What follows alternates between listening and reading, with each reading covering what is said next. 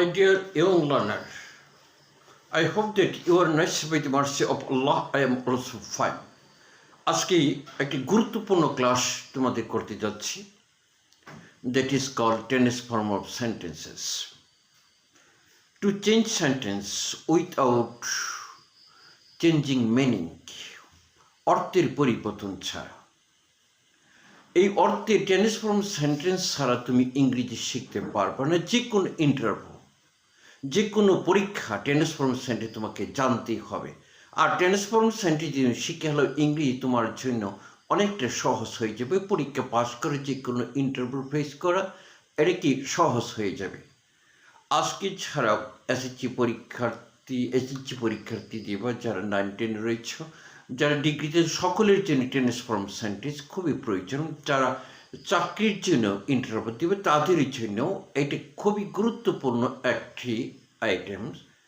So I am going to teach you in each method the tense form of sentence, অর্থের পরিবর্তন ছাড়া। যেমন কেমন অর্থের পরিবর্তন ছাড়া কেমন হইতে পারে, যেমন he is a rich man, he is a rich man, he is a rich man, সে একজন ধনী মানুষ, he is a rich man. এটিতে আমি অর্থের পরিবর্তন ছাড়া নেগেটিভ করি, তাহলে কি হবে? He is not, he is not a poor man, he is not a poor man, he is not a poor man। তাহলে রিচ কথা, সে যে ধনী, এই কথাটা ঠিক রইল। এটি কি বলা হয়? Tense form sentence. মূল অর্থ ঠিক রেখে, সে ধনী মানুষ, সে গরিব নয়, তাহলে ধনী ঠিক আছে, এইকে বলা হয় it is called tense form sentence. আজকে আমি কয়েকটি ইজি সহজ নিয়ম বলবো তোমাদের জন্য। এই নিয়মগুলি অবশ্যই পরীক্ষা আসে। যদি কোনো বাক্যে তুমি অ্যাফার্মেটিভ সেন্টেন্স, আমরা অ্যাফার্মেটিভ থেকে আমরা নেগেটিভ করব।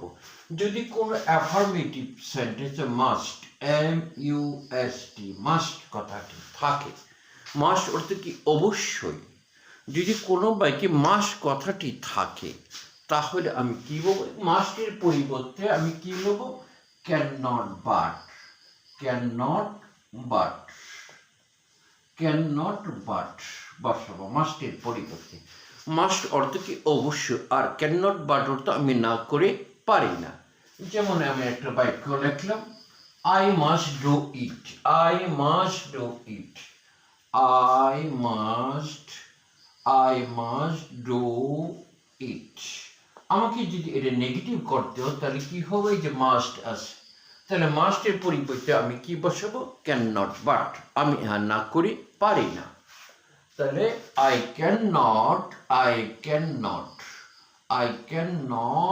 বাট ডু ইট, আমি না করে পারি না, মানে আমি অবশ্যই করব। এইভাবে মাস্ট থাকলে আমরা কি বসাবো? Can not but. Can not but অর্থ কি? আমি না করে পারি না, আমি অবশ্যই করি, আমি না করে পারি না। তাহলে মাস্ট থাকলে আমরা ক্যান নট বাট বসবো। যেমন যদি কোনো বাক্যে হ্যাভ টু থাকে, has to, bound to, is bound to থাকে, bound BOUND, bound, is bound to আর বাউন্ড টু থাকে, তাহলে ওই ক্ষেত্রে আমরা কি বসাবো? Can not but. যেমন ওই বাক্যটা বলো, I have to go there, আমাকে সেখানে যাইতে হয়, তাহলে আমি কি করছি? হ্যাভ টুর পরিবর্তে আমি ক্যান নট বাট বসাবো। I can not but go there, I cannot but go there। এই ক্ষেত্রে আমি ক্যান নট বাট বসাবো। মাস্ট থাকলে বসাবো have to, has to, is bound to, am bound to থাকলে আমি কি বসাবো? Can not but. আবার কোনো বাক্যে যদি আমি এইরকম পাই যে I had to do it, আমাকে করতে হয়েছিল, I had to do it, আমাকে করতে হয়েছিল, তাহলে এটা করতে পাস্ট টেন্সে, তাহলে ক্যানের পার্সন কি? কোড। আমি না করে পারলাম না, তাহলে I could not but do it. তাহলে হ্যাভ টুর পরিবর্তে আমাকে কি লিখতে হবে? I could I could not but I could not but do it. তাহলে আমরা এই নিয়মটা can not but could not বাটের নিয়মটা আমরা শিখে ফেললাম। তাহলে আমরা আরেকটা নিয়মে চলে যে আমি যদি কোনো বাক্যে অ্যাফার্মেটিভ বাক্যে অনলি থাকে, কি থাকে? অনলি অনলি থাকে, অনলি থাকে, তখন অনলি পরিবর্তে আমি কি বসাবো? অনলি শুধুমাত্র একমাত্র নান বাট বসাবো, তখন আমি কি বসাবো? None but. যেমন only Allah can, only Allah, only Allah, only Allah can help, only Allah can help us। একমাত্র আল্লাহ সাহায্য করতে পারে, তাহলে আমি প্রথমে নান বাট বসাই দেব, অনলি বাদ চলে যাবে, তাহলে none but Allah can, none but Allah can help us, none but Allah can help, none but Allah can help us। আল্লাহ ছাড়া কেউ সাহায্য করতে পারে না। তাহলে অনলি থাকলে আমরা কি বসাই দেব? None but. কিন্তু অনলি আরো নিয়ম আছে, যদি কোনো বাক্যে সংখ্যা বোঝা, তাহলে অনলির পরিবর্তে আমরা কি নট মোর দেন বসাবো। যেমন he is only four, only four, he is only four, he is only four, মানে তার বয়স মাত্র 4 বছর, তাহলে 4 বছর অধিক নয়। he is only 4, he is only 4 years, আমি লিখতে পারি only 4 years। তাহলে আমি কি বসাবো? এখানে সংখ্যা বোঝাচ্ছে, he is not more than, he is not more than 4 years, সে 4 বছরের অধিক নয়। তাহলে সংখ্যা বোঝালে আমি কি বসাবো? নট মোর দেন। আবার যদি অনলি পরিবর্তে আবার যদি বস্তু বোঝা, যেমন I have only one doll, I have only a doll, আমার একটি মাত্র পুতুল আছে, তাই এটা বস্তু বুঝছে। বস্তু বুঝাইলে আমি কি বোঝাবো? Nothing but. তাহলে I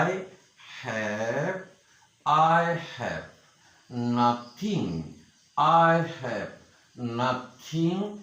but, I have nothing but a doll, আমার একটি পুতুল ছাড়া আর কোনো পুতুল নেই। তাহলে অনলি আমরা 3টি নিয়ম পড়লাম। তাহলে এখন আমরা অনলি গেল, মাস্ট গেল, হ্যাভ টু, হ্যাজ টু গেল। এখন আমরা আরেকটি নিয়ম পড়ি, যদি কোনো বাক্যে অলওয়েজ থাকে, অলওয়েজ মানে সবসময়, তাহলে নেগেটিভ করার সময় নেভার বসে মূল শব্দের কি বিপরীত শব্দ লিখতে হবে। যেমন I always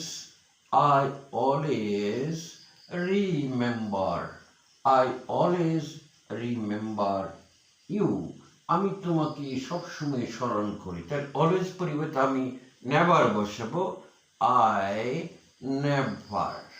রিমেম্বার বিপরীত শব্দ ফরগেট, রিমেম্বার স্মরণ করা, ফরগেট ভুলে যাওয়া, আমি তোমাকে কখনো ভুলবো না, I never forget you, আমি তোমাকে কখনো ভুলবো না। তাহলে অলওয়েজ থাকলে কি নেভার বসে মূল শব্দের কি বিপরীত শব্দ লিখতে হবে। আবার কোনো বাক্যে আমরা আরেকটা নিয়ম বলতে পারি, আবার কোনো বাক্যের প্রথমে যদি এভরি থাকে, কি থাকে? এভরি পরে যদি নাউন থাকে, তাহলে দেয়ার ইজ নো বসাইতে হবে, তারপরে নাউন বসাইতে হবে, আর মাঝখানে তুমি কি ভার্ব বসাবে। যেমন এভরি